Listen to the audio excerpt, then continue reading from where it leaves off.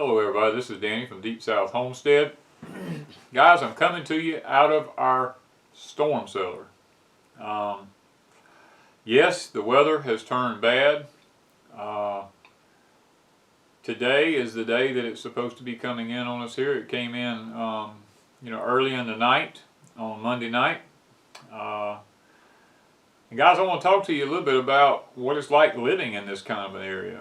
Because when you live in the Deep South like we do, 30 miles inland from the Gulf Coast, these things are a very real possibility. And you have to be prepared. You have to have a place to go to be safe. Or you have to evacuate. And when you have a homestead, usually evacuation is not, it's just not in the cards. Because you've got animals that have to be tended to and all, and lots of times when you evacuate, you can't get back, and that's the bottom line. I stayed through Katrina. I've been through Camille, Elena, all these different hurricanes. George. I videoed George when it came in. Guys, these storms, when you see them on the news, to live them is a total different story. Because there's mass devastation. Yes, you take your hands into your life into your own hands whenever you stay. But like during Hurricane George, trees were blowing down, my cows were getting out. I was out in it. Cutting trees off of fences and putting fences back up, keeping cows in and stuff. You know, one and I has talked about that with this one. If that was to happen, I've done got too much age on me now to be concerned about that. You know, I'd have to just try to get the cows in afterwards and hunt them up or whatever. And that bothers me because behind us is just 7,000 acres of just, it's just 7,000 acres back there of just wilderness area. And I don't know what it would be like to try to go find them at my age and my health. But these are things that we have to, we got to think about. You know, Wanda and I, at our age, coming up and down these steep steps, getting down in underground here, because we're deep underground, is this something we want to continue to do the rest of our life at our age? Because at some point, we've talked about this. At some point, we're not going to be able to come up and down them steps. And with the weather anomalies that we're facing today, I mean, let's just be honest. The weather is getting worse by the day. And as it does, we have to make decisions. Is this somewhere we want to spend the rest of our life? In a place that constantly is getting bombarded, but these storms are only going to get worse. They're not going to get better, I don't believe. I believe the intensity of them will continue to just manifest itself. We've talked about, do we want to be in a place where there's fault lines? Do we want to be in a place where there's like Tornado Alley, where people are constantly having tornadoes through there, or do we want to be up on some mountainside where fire is rushing up mountainsides and burning everything? I mean, there's so many what ifs out there that we have to think about. There is no safe place. If you're next to a coastline, you could have a tsunami. If this Navy flood map is accurate that we talk about over on Patreon, and all the coastlines around the United States are going underwater anyway. So you don't want to be near a coastline. And it's, with all the earthquakes, the Bible speaks about earthquakes in diverse places. I mean, that's different places. We have earthquakes happening. And it means unusual places. So, what's really safe? This derecho that came through up in Iowa here, this past few months ago, a month or so back, totally unexpected. Just a massive storm system come through with a straight line wind and blew 10 million acres worth of corn down and devastated people's houses, silos destroyed. I mean, there's no preparing for that other than just being underground. And then you've got earthquakes to contend with. So Wanda, now, we talk a lot about scenarios and things like that because I believe that's what you should do. I believe a person should try to decide what's best for them. Kind of like the scripture says, work out your own salvation, because every man's got to give an account for his deeds at one point. And that's kind of where we're at with our homestead here. This wind coming in here, they're talking about 100-something mile-an-hour winds coming in when it makes landfall. When it gets here beside us, it's still, guys, we're on the worst side of this whole thing. And it's not going to be that far from us, the eye, and we're on the worst side of it. How is our greenhouse going to fare? Is it going to tear up my greenhouses? These are major investments for us here at Deep South Homestead. Massive investments. These things weren't given to us. We had to pay for this out of our pockets. And, so we have to think about that. Do we want to spend the rest of our lives here contending with this? Is this something that we just feel like that, we want to do? And that's something we all have to face where we're at. Lots of people talk about, I'm in a suburban area. That's a decision you have to make. Do you want to stay in a suburban area? We're constantly having to try to adjust to what's happening around us. And guys, is it possible to prepare for everything? I really don't think that it is. I really don't. I think that we have to make a decision, and we have to be able to live with the decision that we make. Now here where I'm at, in this storm cellar here, I have this fold-out futon here. We fold it up into a couch, and we sit on it whenever just bad weather's coming through, like we get a tornado warning or something. We can come down here for an hour or so, and we can just sit on it. But like this hurricane that's coming in, this thing's going to get here and start moving real slow, and they're talking about 48 hours of it for us at 75-mile-an-hour winds. So Wanda and I, we just make our mind up that when it gets close enough that the wind bands start coming in here pretty heavy, we've already got our stuff down here. We're going to be having our Yeti cooler with all of our stuff in it to eat if we need to eat something, or some water. We're bringing our own water down here. We have power and electricity in here. We will leave that on as long as we can, but if not, we have our power stations. We have our Rockpile power station that we're going to have down here with us. It's only a 300-watt one, but it'll run a fan as long as we need it. We have our flashlights that we've got. We got multiple flashlights. We're charging all the batteries up on them right now. We're charging the batteries up on our electric chainsaws. So we'll have that ready. Our electric skill saws, we're charging the batteries up on our battery powered, those things. And guys, there's laws when you have underground cellars like this. Here in Mississippi, it requires I have an axe, I have a pick, I have a shovel, I have hammers, crowbars, hatchets, all this stuff I have in here in case something gets over the doorway up there. Then I have a way that I can, it may take me a while, but I have a way to work at trying to get myself out of here. And trying to, in case we get locked in here some way. That's just part of it. Because here where we live at, it's just Wanda and me. We get locked down here, nobody ever comes here. Our gates are shut up front. There would be nobody in here for days on end.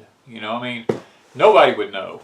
And because we don't have any neighbors that come and check on us or anything like that. So, and, we're always going over to different neighbors' houses, but I can honestly say we don't have any neighbors that come to our house. And I've never figured that one out, but it is what it is.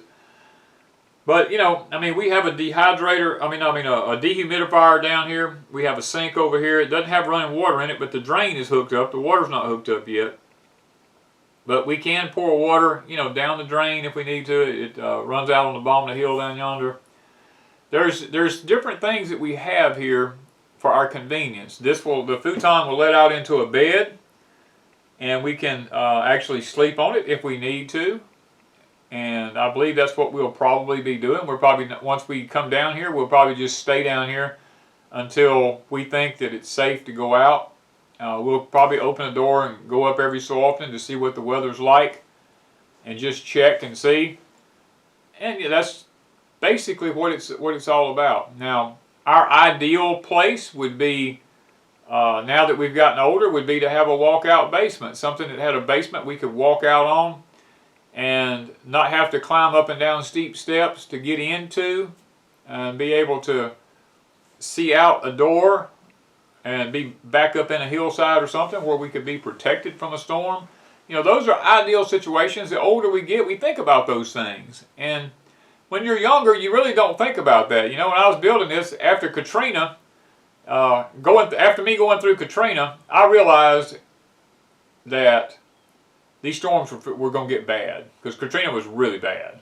I mean, when I say bad, it was bad. And the sad part about it is Mississippi never got recognition for how bad it was here. You know, it was always New Orleans or something other that talked about how bad it was over there, and we're the ones who suffered the brunt of the whole thing here, with the devastation. And that's the way it is. But Katrina taught me a valuable lesson. People were looting, people were, you know, stealing and all that kind of stuff. And guys, you can't guard something 24 hours a day by yourself. And you don't actually know what's going on lots of times, because people are sneaky. They're just wicked many times. People that, even good people who didn't have food and didn't have gas, would steal so that they could have it. And then I can honestly say, with my prepping that I had done prior to Hurricane Katrina, the only thing I ever knew that was bad was I just couldn't flip a light switch. I mean, I still ate just like I always ate. I had plenty of gas. I didn't have to worry about, I never had to sit in a gas line anywhere. We had plenty of food. We had to cook outside with a gas grill. We had to sleep on the porch because the house was just too hot. We had a generator running with a little fan on us at night to where we could sleep. But I worked every day. I never missed a day. The only day's work that I missed was the 2 days that Hurricane Katrina was coming in. I went back to work right after. Never missed a lick. And I was thankful for that. God was good to me during that time. And now that we have the complete homestead here, it's a different ball game for me now. I'm older. I've got a lot more animals I have to contend with now. Used to, after Katrina, we had so much timber down here everywhere. It was all over, fences everywhere. I mean, everything was just tore up. There was nothing here that wasn't tore up. But I didn't have cows. I didn't have all those things to contend with when Katrina come through. And it didn't make a lot of difference to me when I got it done, as long as I got it done at some point. But now that I'm older and I've got all these animals that I have to take care of, you've got to really be responsible. You got to think about these things. And the older that we get, these things become more concerning to us, let me say. And we have to begin to make wiser decisions about what we're going to do and how we're going to do it. And, you know, what are our future goals? How long do we want to do this? How long do we want to fight these kind of things? Do we want to stay where we're at? Do we want to move from where we're at? There's all these kind of things that we have to begin to decide once we get older, and if we're going to continue this lifestyle. And for me personally, I can't see me living any other lifestyle other than the one that I'm living now. So it's going to be a big deal for me in the future about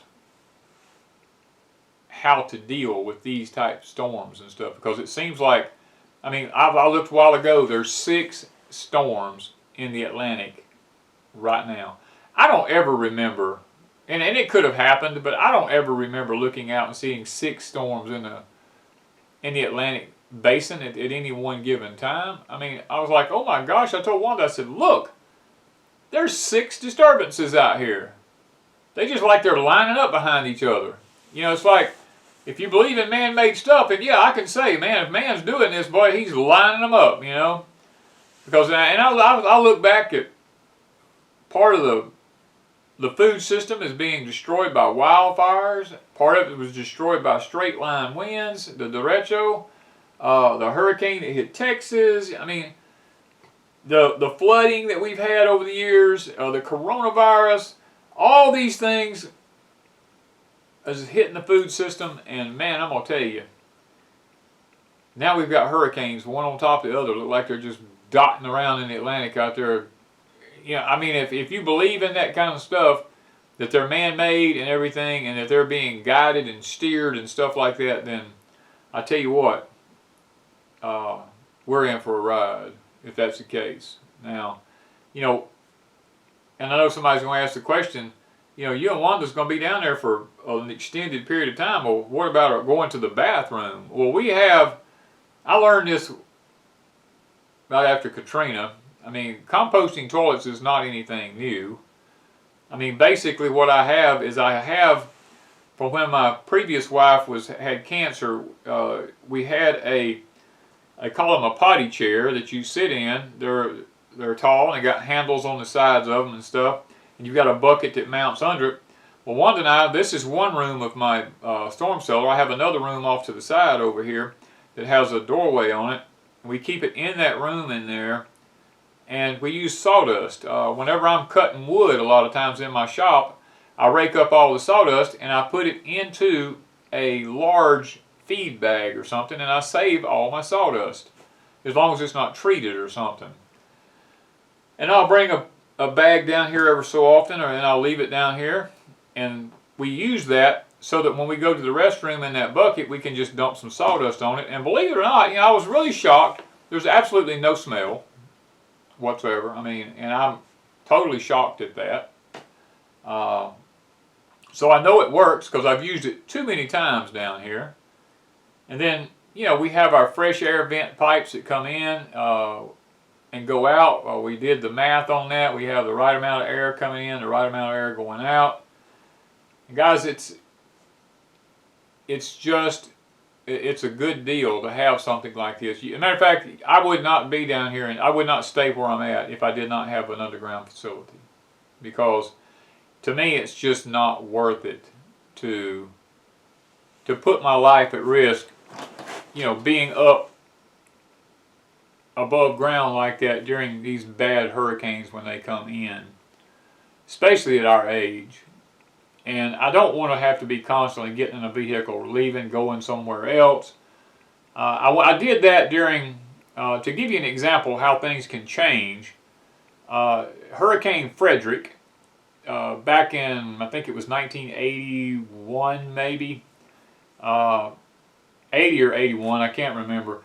But they had it coming right in the Mississippi Gulf Coast down here. And my wife was pregnant with a child and at the time, and we just lived in a little 12 by 56 mobile home, a little 2 by 2 wall mobile home. It was really small and not very substantial. I mean, that's the way we used to do it when we were younger. We just moved into whatever we could move into, and we just built our lives after that. And we were happy. And the thing about it was, we decided it wouldn't be a wise thing for us to stay in that little mobile home. And we didn't want to be stuck in a shelter somewhere with a bunch of wackos. So we decided, well, if it's coming in the Mississippi Gulf Coast, let's just go to Birmingham. So we loaded up and took off to Birmingham. My parents went with us. And we got up to Birmingham, was sitting there watching. And that thing got right down to Mobile Bay and turned and came right up the Mississippi-Alabama line and came right where we was at. It was headed right smack dab where we was at, and we decided, well, we don't want to be here, not in this city, because we were just outside of Birmingham, really in a bad section of the city. And we turned around and left coming home, basically in the cotton picking thing, but we was on the west side of it, and the weather wasn't too bad, just mainly rain, and a few trees down across the road in a few places. But we got back home, and it had been kind of rough here. It had blowed pretty hard, you know, because the grass was all blowed down in the yard and stuff was, you know, you see where limbs broke out of trees and stuff. But that taught me a lesson, that a lot of times when we leave and try to run from something, if we're not careful, these things at the last moment will just turn And we ended up going right into it rather than, you know, getting away from it. So now I lived through Hurricane George. I lived across the road from me right here in my house over there. I just built it.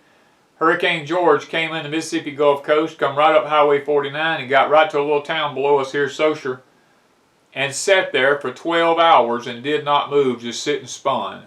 I mean, within 15, 20 miles of me right here, it just sit there, and I mean, wind blowing trees down all around us all the time. I actually videoed that storm, and guys, you don't know what they're going to do when they do it. And especially now, if we think that man is actually steering them, we have no clue what they're going to do, if they actually can steer them. And to go one way or to go the other way is just a gamble as far as I'm concerned. So the best thing to do is to do like we've done here, is we built an underground facility and to just ride it out. You know, and when you go up, you deal with the consequences, and that's just the name of the game when you live where there's hurricanes at. And the bad part about it is, a lot of the inland states now are getting it just as bad, if not worse, than the coastlines do. A lot of these hurricanes are coming in and actually going 1 or 2 states above us and still being so bad and doing so much damage that it's unreal. I'll guarantee you this one Sally, when it gets in here, it's going to loop and come over us, and or unless it decides to change its mind at the last minute and go somewhere else, but it'll go all the way across through the center of the United States, wreaking havoc, and come back out in the Atlantic over there and probably still form and become another low and go somewhere else. I mean, these things, in the world we live in today, the weather has just gone crazy. Now, if we're going to talk about the grand solar minimum, then this is one of the issues with the grand solar minimum that we face, is the weather is totally uncontrollable. Science now says that the Gulf Stream has stopped off the coast of North Carolina and is no longer traveling east like it used to. It just stops off the coastline there. It's making it there, but it just stops. And as a result from that, the jet streams are not being able to stop these polar vortexes when they come down, and they're plunging slam down into old Mexico down in there, and bringing cold air all the way down through Arizona, down into Mexico, and, you know, over into southern Texas, and freezing people in snow and stuff, and all that kind of stuff, because there's no jet streams to stop that from happening.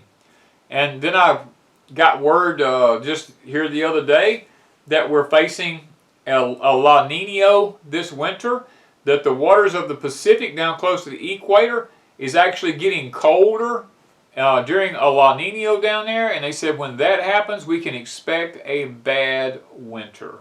So, guys, I mean, it's the weather. I mean, what can you do about it? You cannot do anything about it. All you can do is to prepare and do the best that you can do with what's coming. And then we just have to live with the consequences, you know. And everybody says, oh, you know, insurance is the key to all of it. Well, let me tell you something. After Katrina, I was in the construction business when Katrina came in. Now, I never stopped working, and I never had to work on one Katrina project at all. So many insurance companies I seen from people I knew did not pay. They came in, did a little assessment, and gave them and wanted to write them a check for a few dollars, and if those people took that money, then they were just screwed.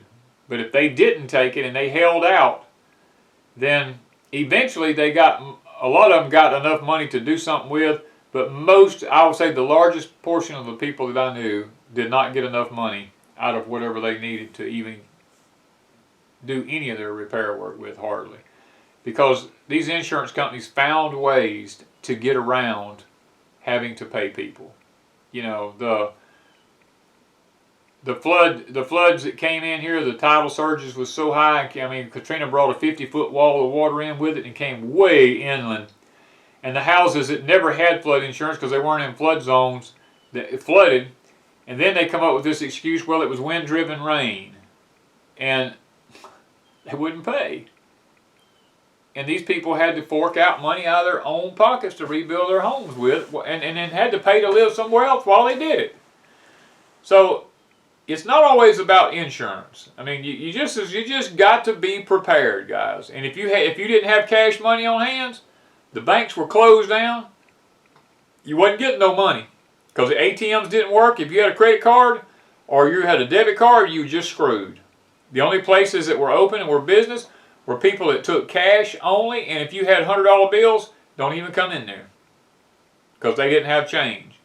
And if you had 5s, 10s, 1s, and 20s, they would see you. And if you had a $100 bill and there was a line of people there, they'd tell you go get at the end of the line, and by the time you get back up here, maybe I'll have enough change to break that 100. But if I don't, then you're not getting whatever it is that you're paying for, or you're going to pay for it with a $100 bill and you're just going to leave. You know, so you want to make sure you have cash on hands. Now I know people talking about we're going to a cashless society. If we do, guys, let me tell you something. It's going to be a big mess because you got to have a currency in your hand that's tangible, something you can put your hands on. Because if there's no electricity and we go to digital currency, you're screwed. You're just screwed if these machines won't work. You're not getting anything. And that's just the bottom line. I learned a lot over the years going through these hurricanes. So guys, that's where Wanda and I are with our prepping right now. We're getting our basement, our storm pit ready because it looks like we're going to be spending a couple of days down here till this thing gets out of here. And then we'll have to go up and see if we can't deal with the damage. We're going to shoot a little video and show you about what some of the things look like before and after. We're kind of saddened that it's coming in here because we got some of the most beautiful sugar cane we've ever had. We've got beautiful greenhouses. All this stuff is all coming along so well. It's doing so good. But if we get the weather in here, they're saying we're going to get, we could lose a lot of stuff. And our sugar cane could tear up some of our greenhouses. We'd have to redo some of them. Not something that we're looking forward to. But when you live in a particular area, you have to learn to adapt to whatever happens. So guys, make sure you prepare and do the best you can do for what's coming. Thank you guys from Deep South Homestead.